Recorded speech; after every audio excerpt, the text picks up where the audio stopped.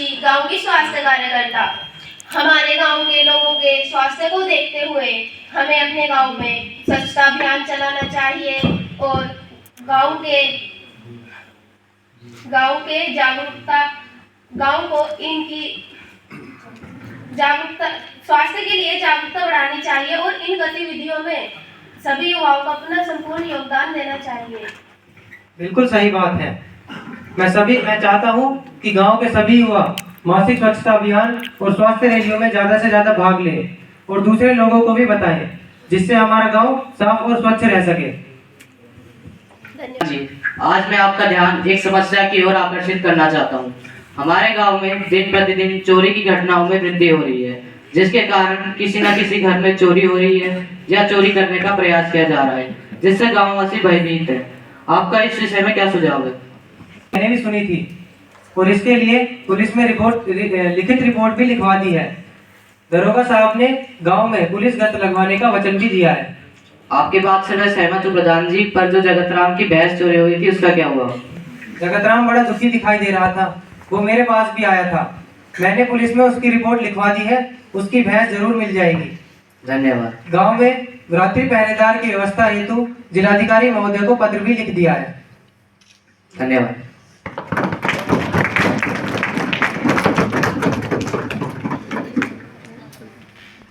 पशु अस्पतालों में डॉक्टर सारे दिन खाली बैठे रहते हैं, लेकिन जब हम पशु की बीमारी के बारे में बताते हैं तो कहते हैं अस्पताल ले आओ।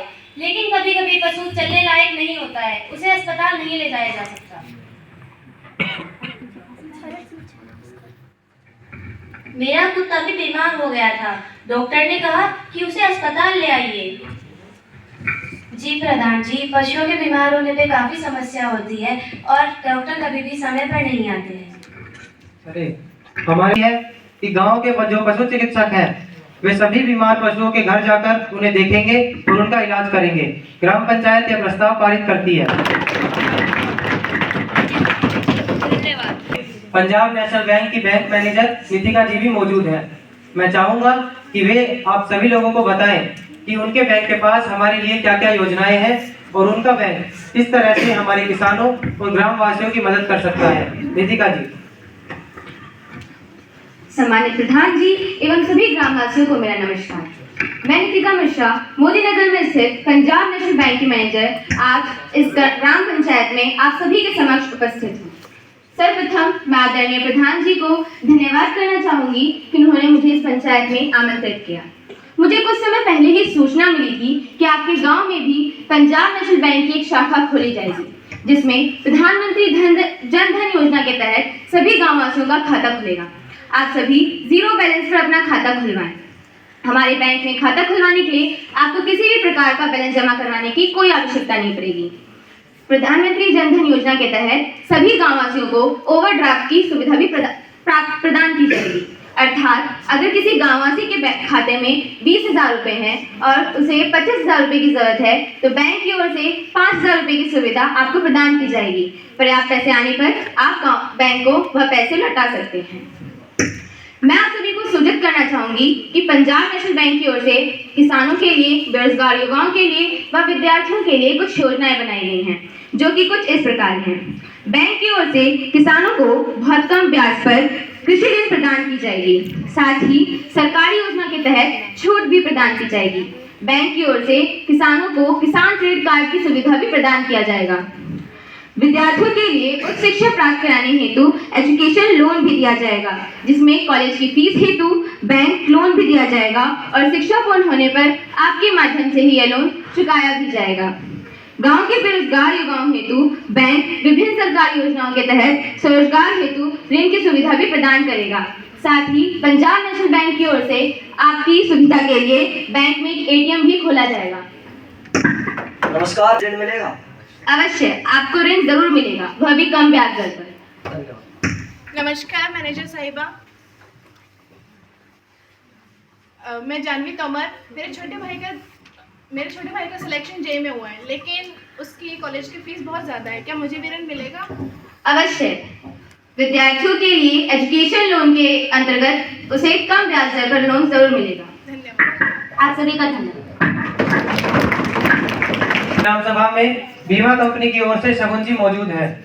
मैं चाहूंगा कि वे भी हमें बताएं कि उनकी कंपनी कैसे हमारे किसानों की मदद कर सकती है। आदरणीय प्रधान जी एवं समस्त ग्राम सभा के सदस्यों को मेरा प्रणाम। मैं शगुन LIC फील्ड ऑफिसर आप सभी को फसल बीमा के बारे में बताना चाहती हूँ। फसल बीमा 2 फसलें ऋतु के लिए है, रबी की फसल और खरीफ की फसल। फसल के साथ साथ यह बागवानी कृषि के लिए भी है। मान लीजिए आपकी 1 एकड़ भूमि पर 1 लाख की फसल होती है और आपने बीमा कंपनी से 10,000 प्रीमियम देकर बीमा करा रखा है, तो यदि आपकी फसल किसी प्राकृतिक आपदा के कारण खराब होती है तो बीमा कंपनी आपको 1 लाख तक का भुगतान करेगी। या फिर आप फलदार पेड़ों का 150 प्रति पेड़ों का बीमा कराते हैं और आपके फल प्राकृतिक आपदा के कारण ठीक से नहीं आ पाते हैं तो बीमा कंपनी आपको 50 गुना रुपए के हिसाब से 7500 का भुगतान करेगी। इसलिए मेरा किसान भाइयों से यह अनुरोध है कि आप फसल तथा बागवानों का बीमा जरूर कराएं। बीमा कराने के लिए कौन कौन से कागजों की जरूरत पड़ेगी वो भी बता दीजिए। जिसके लिए आपके जमीन के कागजात, आपकी फोटो और आपका आधार कार्ड जरूरी है। धन्यवाद। धन्यवाद। आपका धन्यवाद। हमारी सभा में पशु चिकित्सक स्वराज जी भी आए हैं। मैं चाहूंगा और मुझे लगता है कि हमारे गांव में पशुओं से जुड़ी कई समस्याएं हैं, जिसके लिए पशु चिकित्सक जी आपका कुछ समाधान जरूर करेंगे। सर्वप्रथम मैं ग्राम प्रधान जी को तथा सभी ग्रामवासियों को धन्यवाद देता हूँ कि उन्होंने बोलने का मौका दिया। आपका हार्दिक अभिनंदन करता हूँ। हम घर घर जाकर पशुओं का इलाज करते हैं और अगर आप अस्पताल आने में असमर्थ हैं तो हम फोन पर भी जानकारी देते हैं। कभी कभी छोटे पशुओं जैसे कुत्तों या फिर बिल्लियों को भी अस्पताल लाने को कहा जाता है। फिर भी मेरा पूर्ण प्रयास रहेगा कि पशुओं का इलाज घर जाकर ही हो। धन्यवाद। प्रधान जी, मैं आपका ध्यान एक गंभीर मुद्दे पर दिलाना चाहती हूँ। पिछले साल हमारे गांव में 70 बच्चे पैदा हुए, जिसमें 31 लड़कियां और 39 लड़के, और इस वर्ष हमारे गांव में 48 बच्चे पैदा हुए, जिसमें 28 लड़के और 20 लड़कियां। यह एक चिंता का विषय है। समाज के लिए ये एक बहुत बड़ी चुनौती है। हाँ प्रधान जी, इसके लिए कोई ठोस कदम उठाना चाहिए। ये तो वाकई गंभीर मुद्दा है। इसके लिए कार्य करने की आवश्यकता है। इस सभा में मैंने आंगनवाड़ी सुपरवाइजर को बुलाया है। साक्षी जी आपको बताएंगी कि इस पर क्या किया जा सकता है। आदरणीय प्रधान जी, गांव में यह वाकई गंभीर मुद्दा है। प्रतिवर्ष यह अंदर बढ़ता ही जा रहा है। सरकार के नियमों का प्रभाव देखने को कम मिल रहा है। समाज में लड़का लड़की का भेदभाव होने के कारण भ्रूण हत्या से भी इनकार नहीं किया जा सकता। इन संबंध में निगरानी समिति बना दे तो अच्छा रहेगा। धन्यवाद। इसके लिए एक निगरानी समिति अभी बना देते हैं, जिसकी अध्यक्षता वार्ड नंबर 3 की मेंबर क्रिस्टी जी, आप और आप इसके अध्यक्ष होंगे, इसकी मेंबर होंगी। धन्यवाद। बहुत बढ़िया प्रधान जी। इस सभा को आगे बढ़ाते हुए मैं सभी वार्ड मेंबरों से अनुरोध करूंगा कि वे क्रमवार अपने वार्डों से जुड़ी समस्याएं और प्रस्ताव सभा के सामने रखें, जिससे उनका यथासंभव निवारण किया जा सके और गांव का विकास किया जा सके। वार्ड नंबर 1 से ओम संत जी, आप बताइए कि आपके क्या क्या प्रस्ताव हैं। सर्वप्रथम मैं भारती माँ एवं ज्ञान की माँ शारदे के चरणों में अभिनंदन करता हूँ। माननीय प्रधान जी, उपस्थित सभी सदस्यगण, मेरे प्यारे ग्रामवासियों, भाइयों बहनों, प्रणाम। मैं वार्ड नंबर 1 का प्रतिनिधि ओम संजी यादव आज यहाँ हमारे वार्ड में पीने की पानी की गंभीर समस्या आपके सामने रखने के लिए खड़ा हूँ। हमारे वार्ड में कई हेडपंप खराब है, जो चालू स्थिति में वहाँ गर्मियों के समय जल स्तर काफी नीचे चला जाता है, जिससे लोगों को पीने के लिए पानी दूर से लाने की आवश्यकता होती है। कुछ इलाकों में पीने का पानी काफी खराब है, खारापन, आयरन की मात्रा ज्यादा होने के कारण, जो स्वास्थ्य के लिए काफी हानिकारक है। इसके अलावा एक और गंभीर समस्या है, गांव में जल का जमाव बारिश के मौसम में काफी परेशानियां उत्पन्न कर देता है। जमे हुए पानी के आसपास बदबू ठहरती है एवं वातावरण दूषित होता है।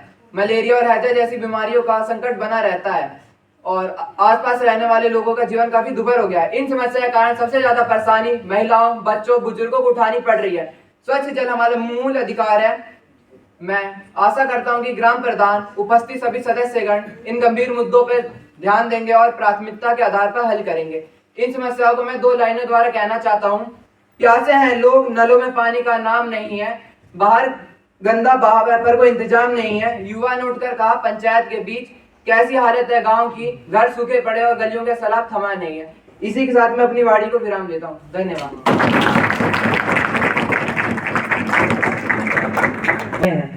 इसके लिए कार्य अवश्य किए जाएंगे।